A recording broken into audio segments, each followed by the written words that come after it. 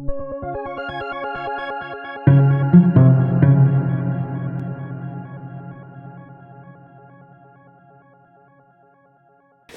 well, welcome everyone to the 2016 Scheidel lecture. I'll tell a little bit about the lecture and then I will introduce our esteemed speaker. The Thomas Scheidel lecture has been a tradition in this department since 1998, after the Thomas M. Scheidel Faculty Lecture Fund was created in 1997. It honors Tom Scheidel's lifetime of scholarship, teaching, and academic leadership, and the goal is to bring distinguished scholars to the UW Department of Communication to meet with and lecture to faculty and students and community members who are pursuing advanced study in communication. During Tom Scheidel's more than 20-year career here at the UW, he was associate dean, he was department chair twice, he liked it so much he came back for more. And he was awarded for his distinguished service, research, and as a scholar. And he was also, in 2014, inducted into our Departmental Alumni Hall of Fame. So that's our lecture series that we have each year. This year, our guest is Dr. Zizi Papacharissi. She is professor and department head of the Department of Communication at the University of Illinois at Chicago. Zizi's work focuses on the social and political consequences of new media technologies. She received her PhD from UT Austin in the School of Journalism, right? Yeah. UT Austin has a lot of different communication departments, so sometimes I can't keep it straight. Zizi has authored 4 books and over 50 journal articles and book chapters. And Zizi has long been at the forefront of how communication scholars and social scientists and humanities scholars in general think about new media. So for example, her 2000 article with Alan Rubin, Predictors of Internet Use, has been cited over 1,500 times. I think maybe 800 of them were me. And her 2002 article, which has been really influential, it's been cited over 1,000 times. It's called The Virtual Sphere, the Internet as Public Sphere. She was one of the very first people to really articulate about what information and communication technologies can do for public discussion and deliberation. Zizi's fingerprints are all over the field of communication. Her most recent work, which she's going to speak about today, looks at sentiment, expression, in mediated public spaces. And it's based, some of this work is out of her most recent book. Beyond all of this research and scholarship that she does, she's also the editor of not one, but 2 of our most important communication technology journals. This is really, few people are editors of journals. To be editors of 2 at once, some might question that choice, but it's impressive. So she is the editor of the Journal of Broadcast and Electronic Media, which has been a long-standing, very important journal in our field. And last year, she became the editor, although I'm sure the work started much before last year, of a new open access journal with Sage called Social Media and Society. And this journal has only been around now for a year and a few months, and it has made a huge splash. The articles are really great and innovative, and it's really important to be able to reach a broader audience, and so it being open access is really key. And I know at least 3 editorial board members are in this room, if not more. So it's also a really interesting list of people working on it. So it's a huge asset. Zizi is also very important in terms of her interpersonal work in our field, not interpersonal research, but interpersonal work, in that she is an amazing mentor to younger scholars, a very good friend to all sorts of people in our field, and very well networked. Also, importantly, quite possibly one of the best social media streams of any communication faculty. Very fun to follow, and certainly, without a doubt, Zizi single-handedly does a lot for increasing our general coolness as a discipline. Without Zizi, we would probably just be amongst many other disciplines in terms of coolness, but she definitely has pushed us towards the top. So, very, very important contribution beyond her scholarship.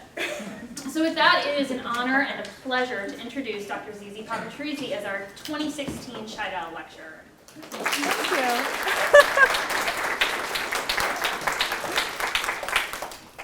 Thank you. That was the best introduction ever. I really appreciate that. It's such a pleasure to be here. It feels like being home because I know so many of you, Hello, longtime friends and new ones. Thank you for the pleasure to visit and to be here and to share my research findings and my thoughts with you. As you all know, I've been studying the political and social consequences of the net and the many platforms that it supports for some time now. Lately, I've become interested in structures of feeling, soft structures of feeling, and Twitter, or affect and civic engagement. So this is what I would like to talk about today through going over some research that we've been completing with colleagues on structures of feeling and Twitter. I'll be walking around a lot because I like walking around. I hope Phil Howard's not going to try to trip me down there. And also to avoid the evil projector light that's shining upon me. So with my colleagues at UIC, we've been tracking sentiment expression online through prominent hashtags, including Egypt and the events that led to the resignation of Hosni Mubarak, the Occupy movement, and its many iterations online, and also trending topics on Twitter. This has led to a number of conference presentations and publications for us, also a book more recently for me. There's not enough time to cover all of that today, so I'd like to talk about the one study that started it all, this one right here, that I have a sentimental connection to, and actually appeared an early version of it appeared in JOC for an issue that you guest edited, and that got me thinking about the idea of affective news, and later on developed to the idea of affective publics. So I'll do that and then end with a discussion of exactly what I mean by the term affective publics and how that applies to how we think about, contemporary modalities of political expression and connection and expression in general. So we didn't, I'm not an affect theory scholar. We didn't start out looking for affect. We kind of sort of stumbled on it as the most convincing explanation for the sorts of tendencies and trends and tensions that we were observing. My background is in journalism, and so is the background of many of my collaborators. So we were interested in Twitter as a platform, as a medium for news storytelling, facilitating collaborative, co-writing, co-creation of news stories, but in most cases, enabling collaborative filtering, curation of news content. Collectively produced news feeds present an important alternative to the dominant news economy, in particular as many established media have to shut down their international bureaus due to financial constraints. And we know, especially from research, very important research that several of the people in this room have completed, that in situations where access to other media is controlled, restricted, or not trusted, Twitter and other social media quickly emerge as alternatives or primary channels for information sharing and news dissemination. We consulted research on Twitter as a news reporting mechanism. A lot of that work tends to show that established news values guide how Twitter is used, meaning that typically established media use the platform, or rather use Twitter to deliver the same news across a different platform, sometimes with a touch of more multimediality. Of particular interest to us was research that examined how Twitter is used in news-breaking situations, in premediation, or in anticipation of events that are happening or in the process of happening.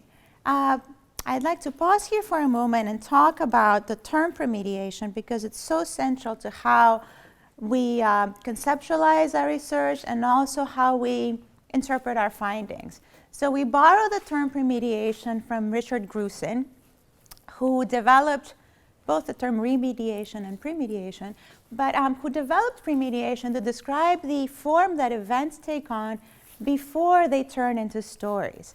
And Grusin talks about explains rather that premediation is very rich in affect, that it's dominated news storytelling post 9/11. He points to the news scroller that's become a permanent fixture of news storytelling as an example of premediation, and explains that all of this further cultivates and contributes to a culture of instantaneity in news reporting. Also, I know a lot of you do work on Twitter, so you're aware of the fact that a lot of research shows that talks about homophily, the fact that like-minded people follow like-minded others on Twitter. Of course, that also is mediated by personality factors, also geolocality. The platform supports peripheral awareness of news about public affairs, but also news of a more social nature, frequently without making a distinction between the two. It serves as an ambient, always-on news environment. Alfred has done some great work on this, and it introduces hybridity in news values and news production, and our good friend Andrew Chadwick has done some great work on this as well. We also looked at research that examines Twitter as a news sharing mechanism during uprisings, shown how in those cases Twitter functions as a form of electronic word-of-mouth news sharing. A lot of the work that's done in this area tends to follow a traditional gatekeeping approach, so it takes on, it looks at information flows, takes an approach of who says what to whom, with what effect. Of course, researchers are very quick to point out that what is important is not just who's broadcasting, but also who's able to listen in, because the platform affords voice and visibility to underrepresented publics and marginalized issues. And there's an excellent book on this idea of listening in on news feeds and Twitter. It's called Listening Publics by Kate Lacey, and I highly recommend it. And I'd like to shift the emphasis back on the who is doing the broadcasting, because it's usually those select few who are able to tell the story in their own terms and frame the story and play a part in how the event is then turned into a story that's being told and retold. Finally, a word on homophily and group identity. Some studies have shown that @replies between like-minded individuals tend to strengthen group identity, whereas @replies between people who disagree strengthen in and out group affiliation. This was particularly important to us because we found the former with our work on Egypt within the given time frame that we looked at, and the latter within our work on Occupy, again, when the specific tags that we examined. So for Egypt and the time frame that we examined, we found conversations between people who tended to agree, and that sort of enforced a very coherent frame, a very coherent story that emerged out of the stream. By contrast, the tags affiliated with Occupy that we examined, and those were more globally or nationally oriented tags, Occupy, OWS, we saw a lot of disagreement, discord, and at times, and especially over time, that created a stop-and-go motion for the movement, at least online.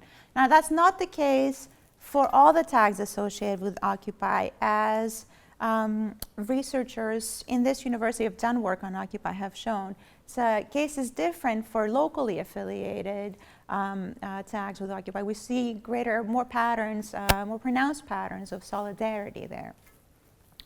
And so with all this in mind, we set out to get a sense for the form that news about Egypt took on as it was broadcast to the rest of the world via the medium of Twitter.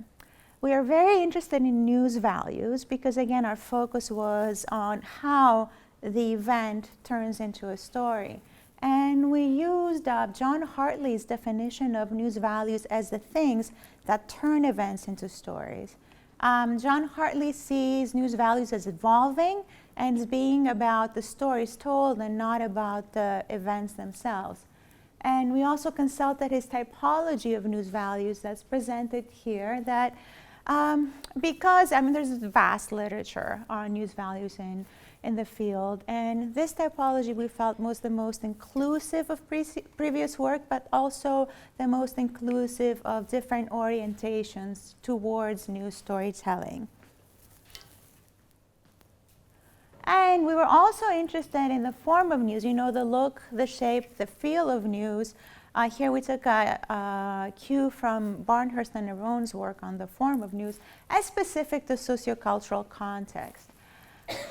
We began with these basic research questions on the news values that were prevalent in the stream, and also what the form, what shape news storytelling took on in the stream. We followed the mixed methods approach. We did big and deep data analysis. We used, keep in mind we did this in 2011, so we started by using good old R to do a frequency analysis, and then we did a variety of computerized content analysis, looking at semantic patterns, looking at connections between addressivity markers, looking at the flow of information. And then we also conducted a discourse analysis, which is a variety of a thematic analysis.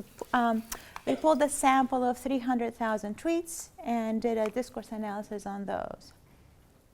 What did we find? A lot of the old values that we typically encounter in processes of news making, news storytelling, news production were there. So things like large scale of events, closeness to home, clarity of meaning, short time scale, relevance, consonance, personification, significance, drama, action. That was all there, except negativity, and that's specific to this particular stream. But we also found traces of newer values or things we might understand as reshapings, remediations of old values. And I'd like to spend more time talking about those, because it's these things that kind of sort of led me to the idea of affective publics. The first one I want to talk about is this idea of instantaneity. So we use the term instantaneity to describe the drama of events unfolding, being recorded, and being reported live through a process that instantly turns events into stories. I'm not suggesting that this is something new, but I am suggesting that it's something that's amplified via Twitter and other social media platforms. And this was evident in the words that appeared and reappeared in the stream. So words like live, urgent, happening now. But it was also evident in the rhythm and the pace of the storytelling. So let's have a retro moment here. I'm going to start with this graph that if there was a museum of Twitter research, this would be right front and center. This is one of the very first graphs that we produced. I want to emphasize that when we were doing this, there were very few of us doing this sort of work. We were working with volumes of tweets that were kind of, stunning at the time, but really are not impressive right now. I was speaking with graduate students over lunch, and I mentioned, how one lazy Sunday afternoon, I just used Dropper Keeper, and I downloaded a couple of files. I thought I was downloading a few hundred tweets. I ended up downloading a couple of files that, contained together close to 3 million tweets. At the time, that was huge, that was record-setting. We had never seen, at the time of this movement, such activity on Twitter. Of course, now that record has been topped time and time over again. And at this university, you have labs where you do and tools, where you do analyses of 30 million Twitter data sets just at the drop of the hat. I've sat in panels with you, and it's quite impressive. But this is one of the first graphs we put together 5 years ago. And it depicts tweets that were broadcast in intervals of 5 minutes. So let me tell you a little bit about what's happening here. At the beginning of our data collection, there's a little bit of activity on the ground. These are all just people on the ground within Egypt. They're talking about where to meet, what to do, how to protest. At some point they figure out that the police is eavesdropping on the stream, so they decide to divert the police. They advertise online that they're meeting one place, then they make plans offline to meet elsewhere. Then they come back on the stream and they celebrate because they tricked the police, but Mubarak doesn't like that, so boom, the internet is shut down and you have this flat line. Then when the internet is turned back on, the whole event this is a completely different event. The whole world is watching in anticipation, in premediation of the announcement of Mubarak's resignation, which comes during this peak of over 10,000 tweets every 5 minutes. Again, record setting at the time. Now it's been topped by things like, when Alan took the selfie at the Oscars and stuff like that. And then here's a close-up of that activity. Activity slowly dissipates. Here's a breakdown of the total volume of tweets. So you see here that the peak is reached at a little over 160,000 tweets on the day that the announcement of Mubarak's resignation was made. The blue bars show the total volume of tweets. The green bars show the total volume of retweeting, which was very high for the stream, indicating very high level of spreadability, thus supporting our findings on instantaneity. People were really eager to get the word out. But also look at the red bars, very high level representing at replies, very high level of conversationality, which indicating that people were not just vested in getting the word out, but they were also very interested in how the story was being told, having a conversation about how that story was going to get out. Which leads me to the next point about crowdsourced elites. So there were two groups that dominated the stream.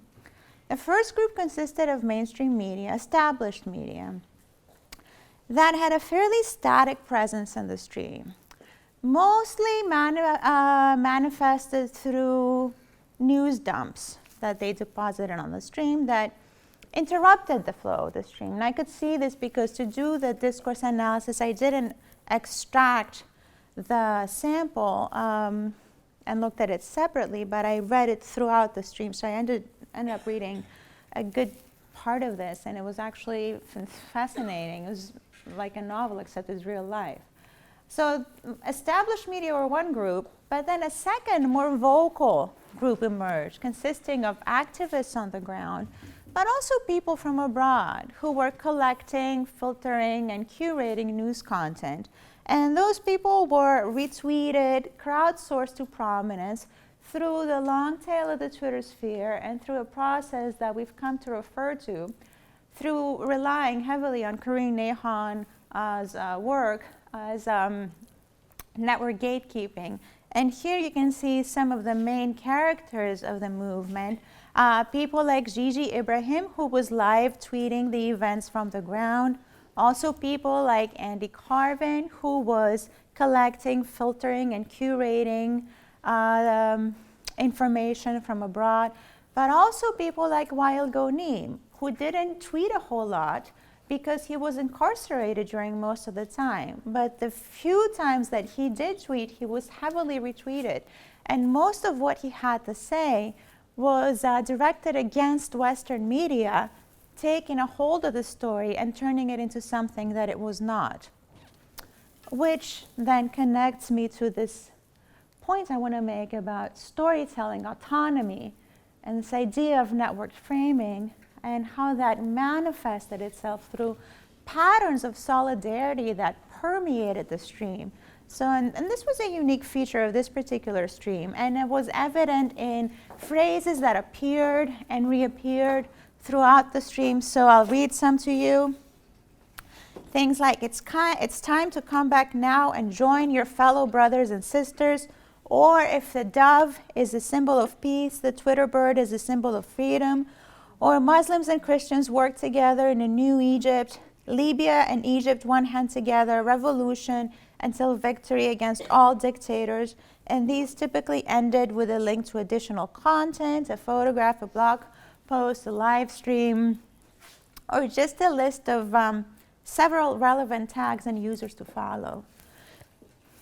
But these were also evident in semantic mapping we constructed of words that appeared most frequently in the stream and the connections between them. And so the darker the line in this map, the more dense, the more thick that connection. And there's a number of ways in which, there's a lot of things we can say about this mapping, but what's most striking and what I'd like to draw your attention to is the central placement of the word revolution and people, and contrast that to the peripheral placement of the word protest, indicating that this movement was framed as a revolution well before it had actually resulted in regime reversal, and some would argue still hasn't produced full, complete regime reversal. And this sort of process we refer to as networked framing, and I'll talk about what we mean by that in a moment. The last thing I'd like to talk about is this idea of ambience. So we define ambience as the constancy and continuity of an always-on news environment with a pulse of its own that's organic, that's collective. So a live news feed with a life of its own, almost its own event. So you might think of one event as it's happening on the ground, another event as it's being broadcast on TV, yet another event or events as being told through print media, then another event as it's being broadcast through Twitter. And of course I'm alluding to the famous study by the Langs, who studied in the 50s MacArthur Day in a parade in Chicago and compared the experience of people who were participating in the parade in the streets to the experience of people who were watching the parade from their TV sets at home, and found that people who participated in the parade recalled an event that was disorganized and chaotic. They felt that they didn't really get close to the general. They felt that the general came across as rather distant. Whereas people who watched the event from home recalled a very organized, orderly event. They felt like the general was very personable and warm. So it's these subtle differences in the mediality that each storytelling medium affords that I'm very, very interested in. Back to this idea of ambience, I mean, this was evident in the rhythm and the pace of storytelling, during peak times when there's no new news being reported. It's literally the same news, and here's some examples of what people are talking about, repeated over and over again, retold in a subjective manner, driven by affective reactions to what is going on, and all of the sustaining and always-on presence for the movement, almost like an online home for the movement that's affectively driven, which then led us to describe the form of news produced as affective. Now, we define affect, and we understand affect as a form of pre-emotive intensity that's subjectively experienced and connected to processes of premediation, anticipation of events prior to their occurrence. So, for example, when you hear a song that you like and you start tapping your foot to that, that is an affective reaction. When you're having a conversation with someone and you nod along to indicate that you're following, but not that you're agreeing, right? Because that conversation hasn't really reached its end and you haven't had a full cognitive reaction to what the person that you are conversing with is saying. That is also an affective reaction. How does it connect to emotional and cognitive reactions, which are actually, intertwined? It sort of predates them. So, for instance, and I find music is an excellent example. I'll talk a bit about what happens to me with a particular song. So, the song "Blurred Lines" by Robin Thicke. So, that song has a great groove to it, right? Every time it comes on, I love it. I start tapping my foot to it. That's an affective reaction. Then I start hearing the words and what the song is about.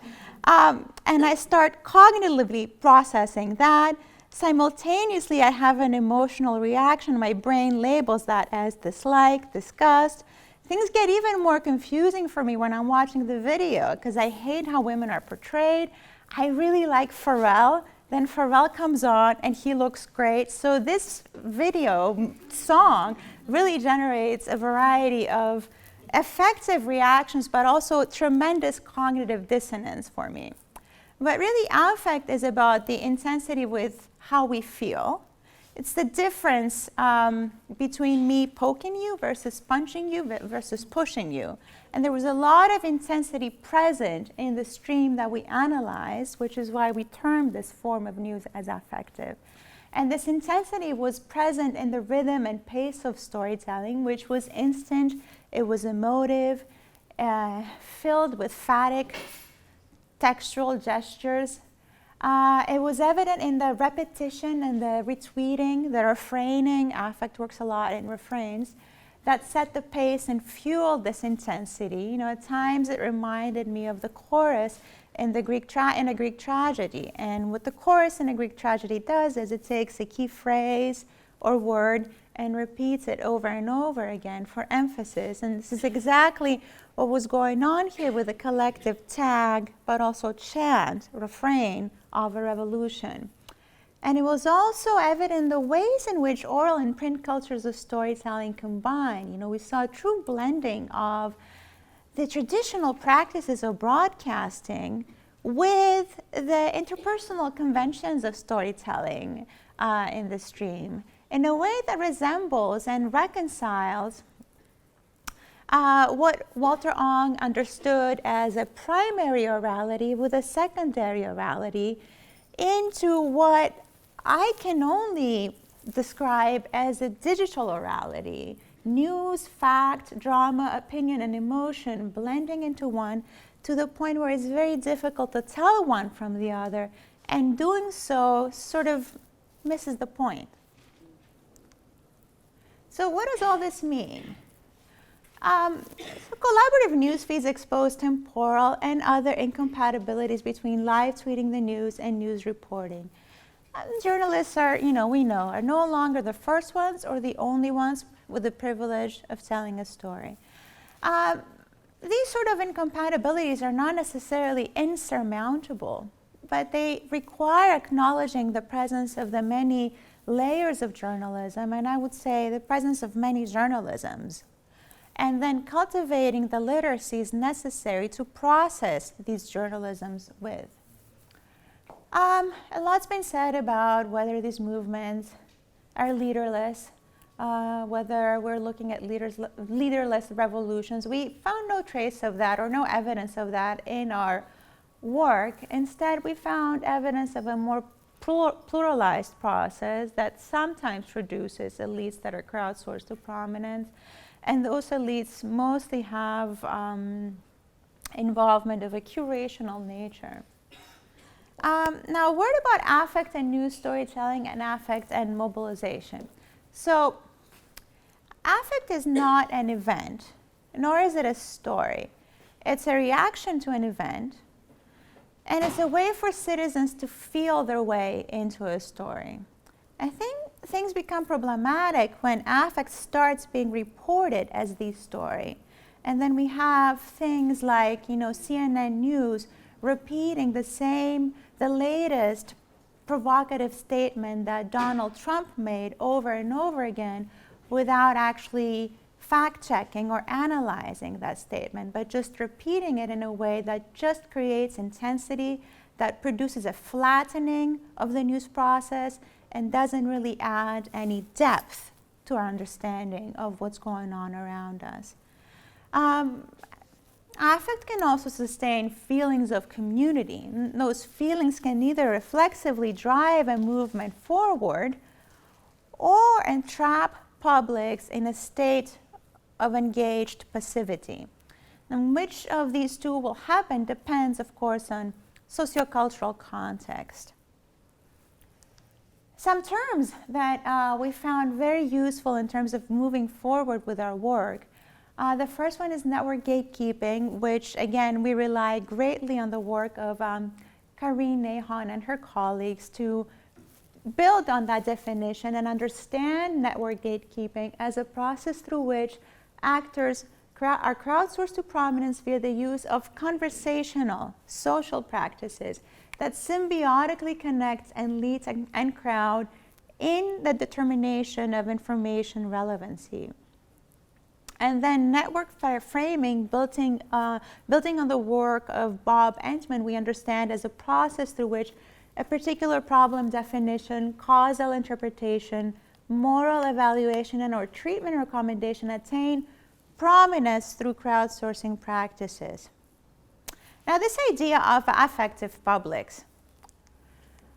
I understand affective publics as networked publics that are connected or disconnected through expressions of sentiment.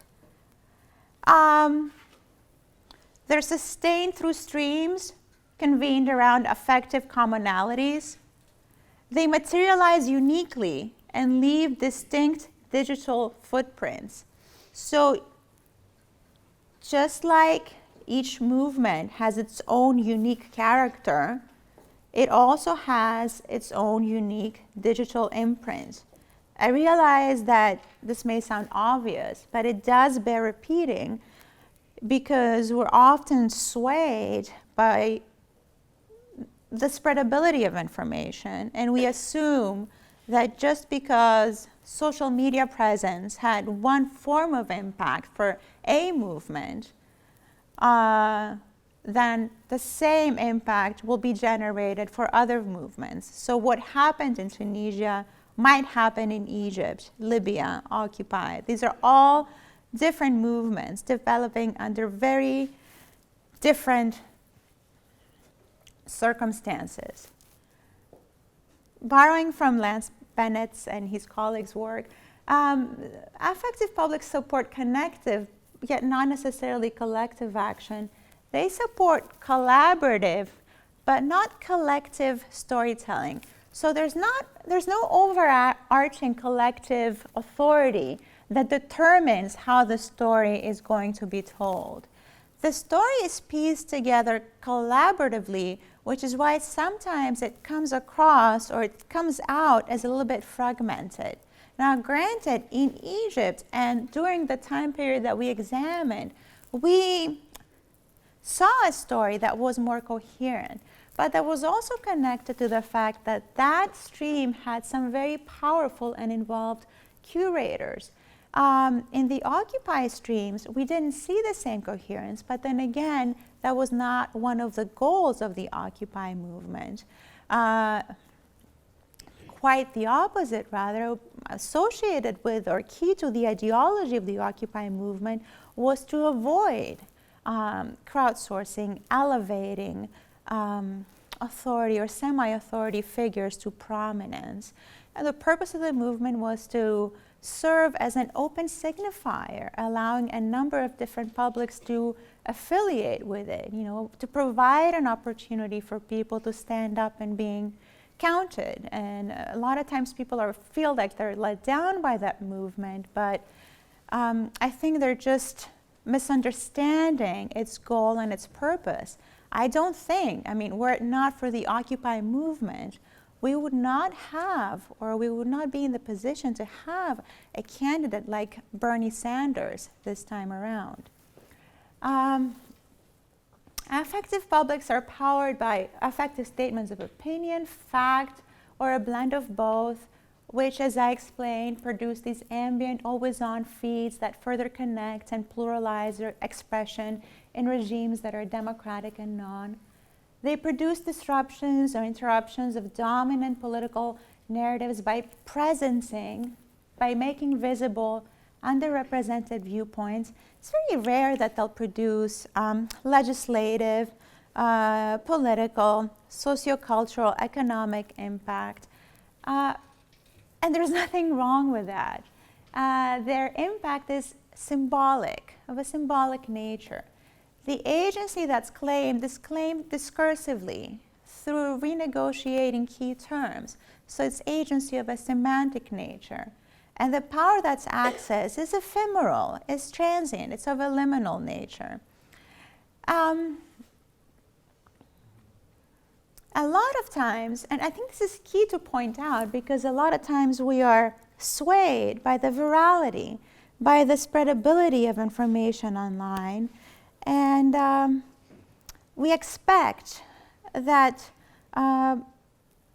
change will follow with an equally or at an equally quick pace. And when that change doesn't follow, we're disappointed in ourselves, in our media. But it's not ourselves or our media that have let us down. It's our own expectations. Change is gradual. And revolutions, in the words of Raymond Williams, are long. And I would add, they have to be long in order to attain meaning. So to say that the impact of affective publics is symbolic, to say that they're able to generate symbolic capital, is no small thing. In the words of another philosopher that I admire, Cornelius Castoriadis, in order to change our institutions, we have to reimagine them first. And so here's some examples of affective publics as they emerge in everyday modalities of online conversation through Twitter, but also through a variety of other connective conduits of expression pertaining to a variety of issues. So there's Banksy's response to the Paris bombs. There's the famous Facebook French flag overlay, the safety checks from the previous election, the fired Big Bird account and some of the memes associated with that. Affective publics don't have to form around political issues. They can also form around school pride or parenting.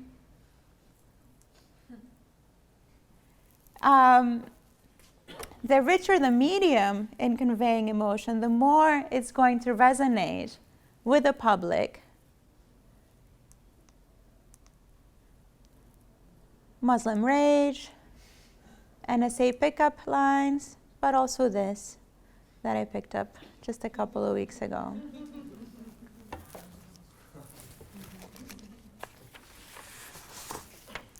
And so I want to leave you with this, which I'm going to read from my book because I want to make sure that I get the phrasing just right. So the practices of these publics present a departure from the rationally based deliberative protocols of public spheres. And they help us reimagine how we may define and understand civic discourse among network crowds in a digital era. And so while emotion has never been absent from the construction of political expression, these romanticized idealizations of past civic eras magnify the significance of rational discourse and skim over the effective infrastructure of civic engagement. So my effort here involves synthesizing research findings to present a theoretical model for understanding affective publics, public formations that are textually rendered into being through emotive expressions that spread virally through network crowds.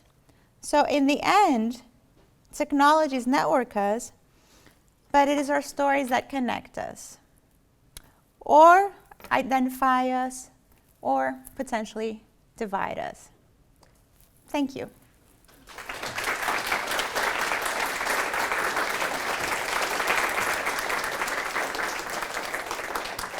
Great. Well, we will do a brief Q&A, and then remember that after the Q&A, we will move down to 126 for a reception. So not to shorten the Q&A, because you're really excited about getting to the reception, but just to have it on your mind. So with that, does anyone have any questions for Zizi?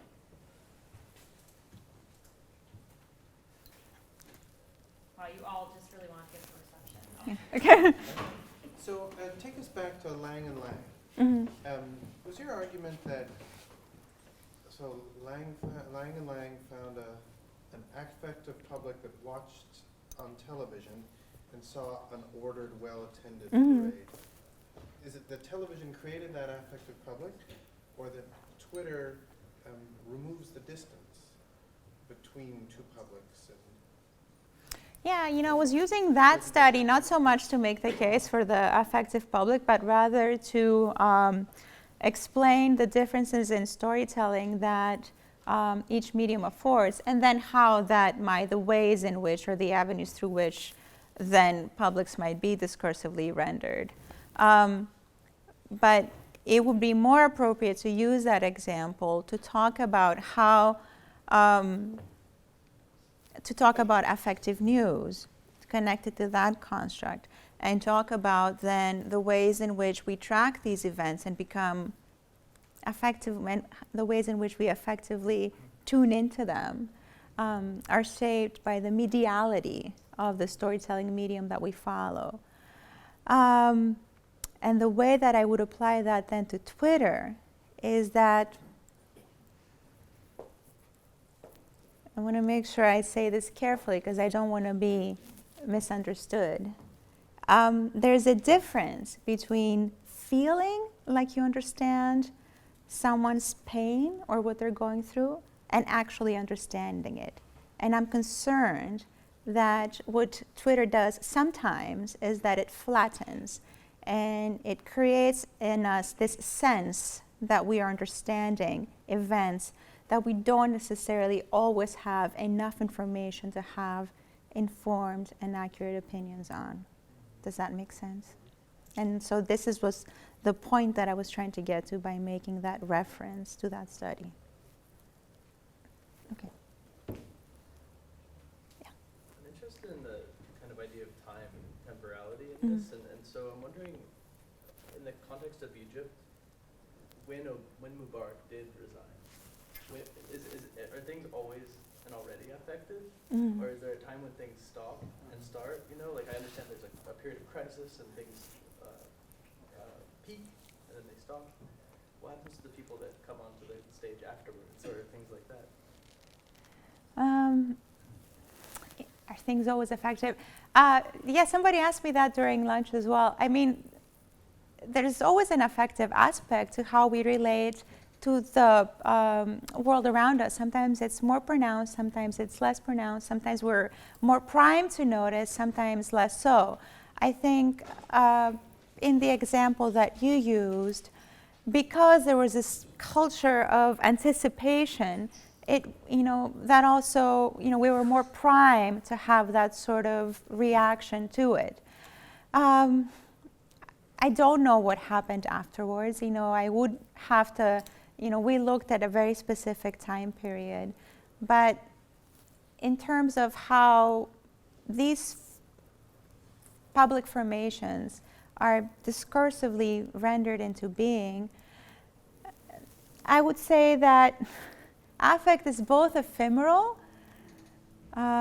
it's always there and it isn't, without sounding like a lot of the literature that I read that was annoyingly vague. But there's always the potential for it to be there. There's always the sense that something is going to happen. There's always the sense of movement towards something, but it would be more pronounced, of course, in situations that somehow invite or call for our involvement. It's a very good question. I hope I've given you close to a satisfactory answer. Okay. Gina. But can it be changed? So my question for you is what kinds of interventions would we think about in affective public? Yeah.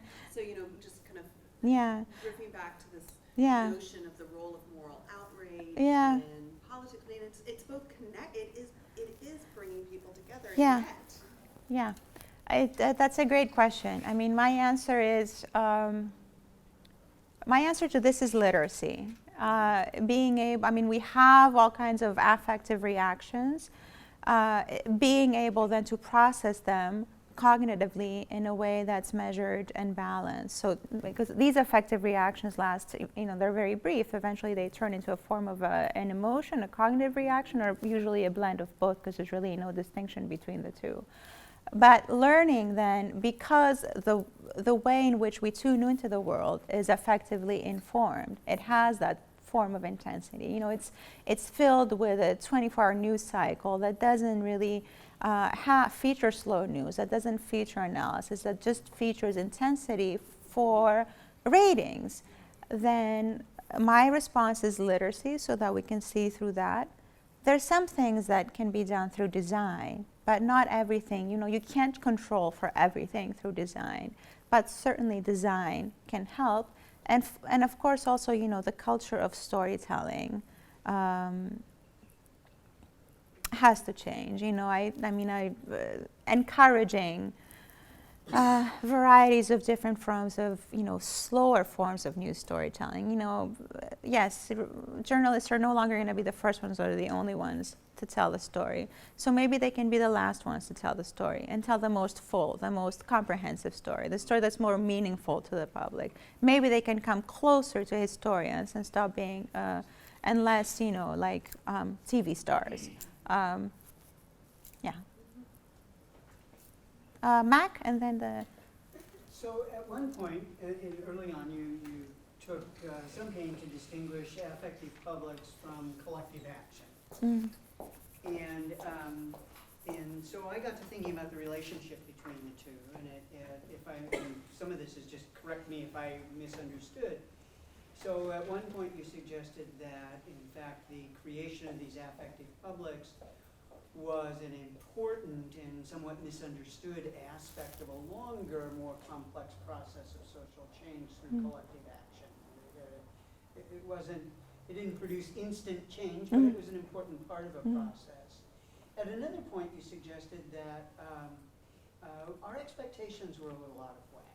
That the kind of rapid rise of sentiment that these networked affective publics experience sometimes leads to disillusion because nothing really happens, and you see the same sort of thing that we see in groups that are affectively oriented. We all sit around and talk about our feelings, but we don't get anything done. And so I'm curious if you have further thoughts about the factors that affect the relationship between the creation of an affective public and some sort of collective action of consequence. I'm with Lance on this, and I would use the term connective action instead. And I would go back to my conclusion that when I'm thinking of consequences, I would speak mostly of consequences of a symbolic nature. And you know, the one example that I gave was the symbolic consequences of a movement like Occupy that didn't necessarily result in, you know, capitalism ending, and it's not rational to expect that. But they did create the circumstances and an environment in which it's more acceptable to talk about inequalities and income distribution and make that an election issue and have candidates, at least within one party, that talk about that. So when I think about consequences in that affective context, I'm thinking more of consequences that are enacted in the symbolic domain, that have to do with changing the terms that we use to describe things, and naming something is an exercise in power. So having at least, you know, transitory, liminal power to change how a particular term is employed within a certain debate, I think is quite important in affecting this form of gradual change. And I do think that all change, or change that really matters, is going to be gradual. Well, to follow up on that, I mean, it's really interesting. As you know, I've heard your talk a couple of times now, but I promised I'd listen to it differently. and I did, and I got a very different set of ideas. So thanks. But the idea is that I think that the affective public is really interesting, but appropriate to Mac's question. So is the cognitive side, and so how do you put them together? And that's kind of tricky. Yeah. And a case in point is a lot of people think that Occupy was about inequality. Well, it turns out if you actually look at the tweets from Occupy, inequality was sort of the least mentioned theme of the top issue themes. I mean, it was a real minority of concern for the crowd, the core of the crowd. But it quickly zoomed out into other networks like the mass media network, political networks. Barack Obama starts talking about it. Bill Gates stands up in Davos and talks about it. So a lot of other networks followed this crowd and sort of joined a part of its conversation, which is sort of interesting. And now if you ask a lot of people, what was Occupy about? Oh, it was about inequality. Turns out not true. But even so if you say, well, what was the 99% about? It was entirely affective. So back to your point. So Yung Kang and I have looked at a couple 100,000 we are the 99% tweets. And there's almost no issue content at all in those tweets. I mean, it's a super tiny minority of the content of those tweets, but it's super affective. It is the connective action frame of that crowd, for sure. So it's very interesting the way in which the affect draws attention, but then the crowd becomes pretty unbounded. It's very hard to say who's in the crowd, who's not. A lot of people curating your crowd were not in Egypt. Yeah. And so the crowd becomes global in these cases, and the extraction of the meaning that you attach to the affect becomes an interesting production process that involves people who are by no means central to the crowd at all. Precisely. Exactly. Yes, and that is, the connection that you were saying between the affective and then the cognitive, and this idea that and then the cognitive, I understand, the affective is the sense of movement, that something's happening. We're part of something that's developing. The cognitive then is the story that develops. And for Egypt, it was very coherent. It was a story of a revolution that is very nice. The revolution never happened. So maybe it was a story in the end of a revolution that never happened. For Occupy, it was a story of a revolution that we wanted to happen, but perhaps we're better off with, the revolution, without the revolution that we had in mind, but the sorts of, conversations that we are able to have now because of what Occupy enabled. But there's also this interesting distinction between, especially in Occupy, between the various publics that are engaged in conversation under the general 99%, open signifier, and the different things that are at stake. The way there's this term called grabbing that's used in the selfies literature. So it has to do with, they connected with this idea of the male gaze, but they use grabbing to describe both the act of visually taking the picture, so grabbing an image, but then also cognitively interpreting the picture in different ways, interpolating different audiences through a variety of ways. And I'd like to apply the word then to the Twitter stream to talk about how certain publics grab content and appropriate it for their own purposes. So in our work on Occupy, perhaps you noticed the same thing. I mean, there were some publics that were committed to the purpose of Occupy and shared information that had to do with inequalities in income in the beginning, but then also misrepresentations in the media and so on. But then there were other publics that emerged that were cross-referencing the neoconservatives, the Tea Party, that were very interested in appropriating the message of Occupy, grabbing it, so to speak, and delegitimizing it. And the interesting thing about those content injections is that they were very performative in the sense that they were, all flash and no substance. They were very much aligned with the typical rhetoric of the Tea Party. So very, verbal attacks with no documentation. Yeah, I mean, the crowd was really interesting in the sense that two of the most frequently, daily hashtags were TCOT, which is the conservative catch-all hashtag, and P2, which is the progressive. And so there was a lot of kind of weird deliberation, because you can't deliberate on Twitter really, but there was a lot of contested meaning going on at very fine-grained levels. But at the same time, I mean, the grabbing of inequality so the protest started on September 17th, and by middle of October, Al Gore had pronounced inequality, Occupy America's primal scream on inequality. And then Nick Kristof, who has like 1.5 million Twitter followers, then wrote a column titled Occupy America's Primal Scream on Inequality. And suddenly that became, and then the news, back to your story about the news, journalists love to decide what's the narrative. Like narratives just emerge from thin air, right? Journalists surely don't write them. And so what's interesting is that the press began writing its own narrative about Occupy inequality. So you have headlines in The Guardian and The Times and all kinds of other places saying, Occupy alerts us to the story of inequality, things like that.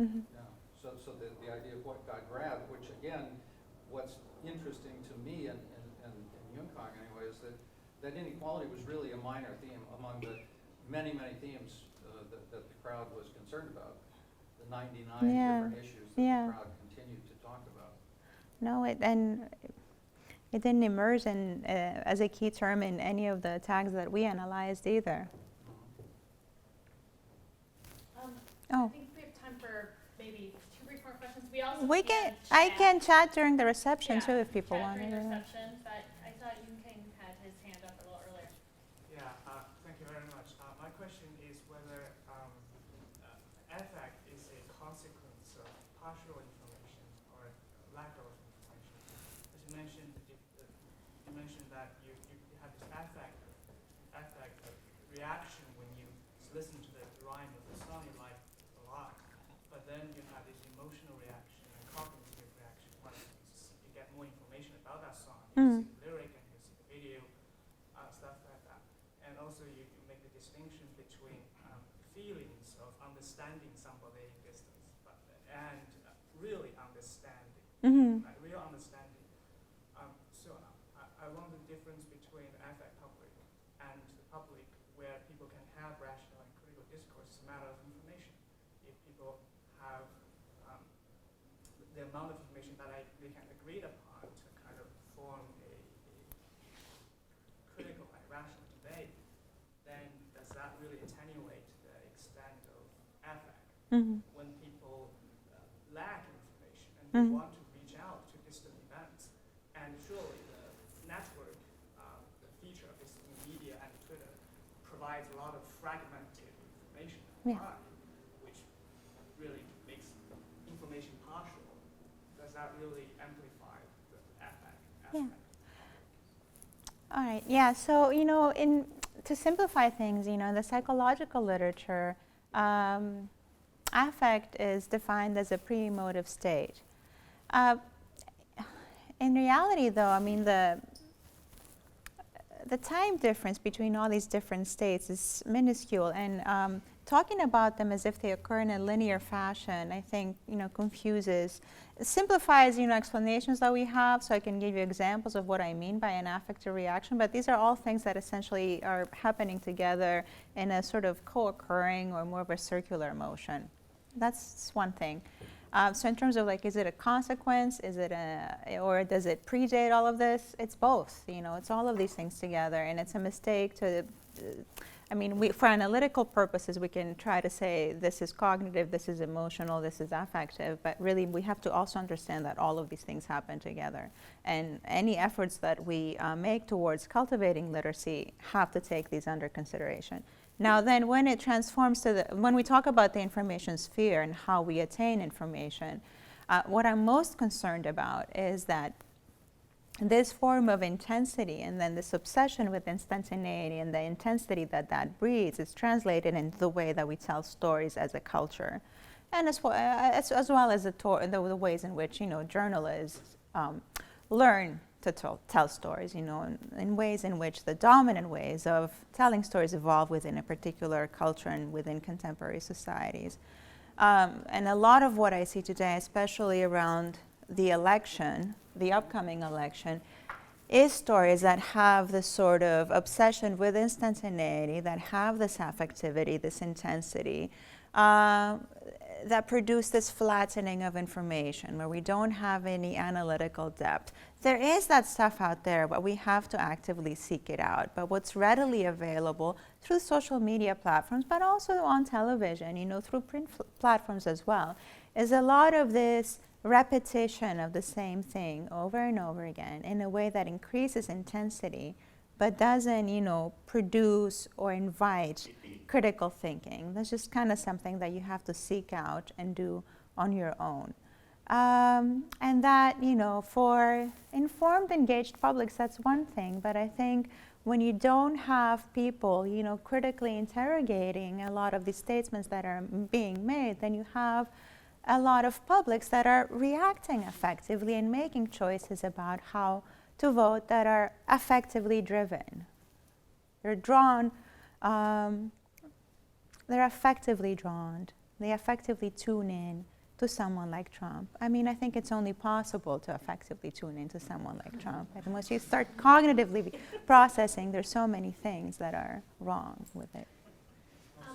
I think Drew had a question in the back. That's Drew. Thanks again for coming to speak. I was struck about supporters that feel like they understand the message but may not understand the message. And I've actually encountered this with some friends of mine who are white, who want to support the Black Lives Matter movement, but they don't feel like they connect with it. So I'm wondering if you can suggest what are ways for the in-group to help guide out-group supporters, and then social media platforms are actually very brief.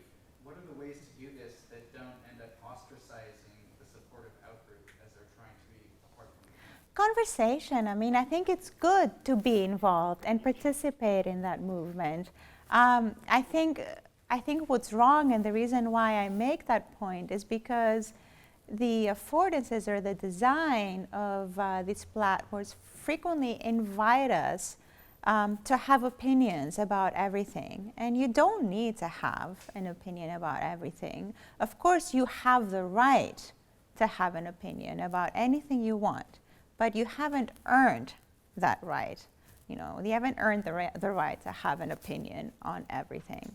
Does that make sense? Okay. That's actually very helpful. All right. Well, with that, more questions, of course, during the reception, but I do want to once again thank Zizi. Thank you.